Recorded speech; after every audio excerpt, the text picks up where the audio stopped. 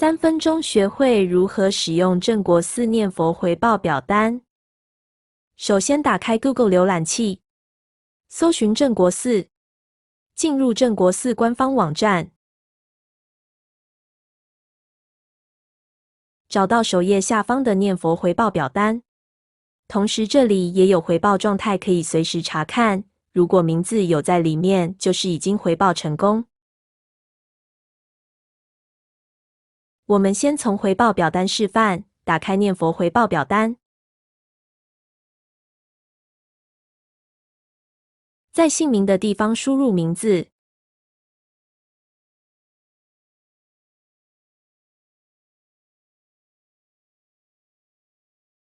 然后在下方南无阿弥陀佛圣号的地方输入念佛数量，写阿拉伯数字就好，念多少就填多少，不要虚报。大悲咒如果有念就填，没有就跳过不用填。接着按提交，会进入下一个确认页面。原则上有跳出这个页面就没有问题了，如果还是不放心，就可以点进这个网址查看。这里跟刚刚正国寺官网首页的查看连结是一样的，我们可以看到刚刚输入的资料已经确实登录了。如果要帮其他人回报，直接跳回上一页就可以输入新的资料了。这里以群体回报为范例，先输入团体名称，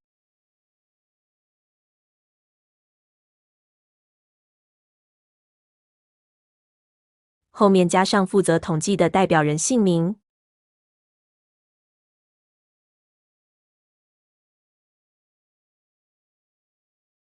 佛号的地方填入统计完的总数量。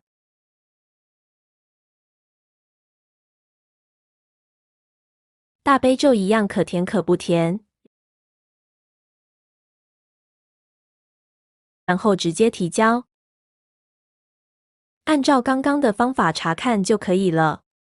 相信大家可以观察到，刚刚填写的表单，你填什么，最后查看表就会出现什么。有些人会在填的时候加一些中文或符号，查看表就会出现中文及符号。所以请大家回报数量的地方直接填写阿拉伯数字就好，这样方便作业人员统计。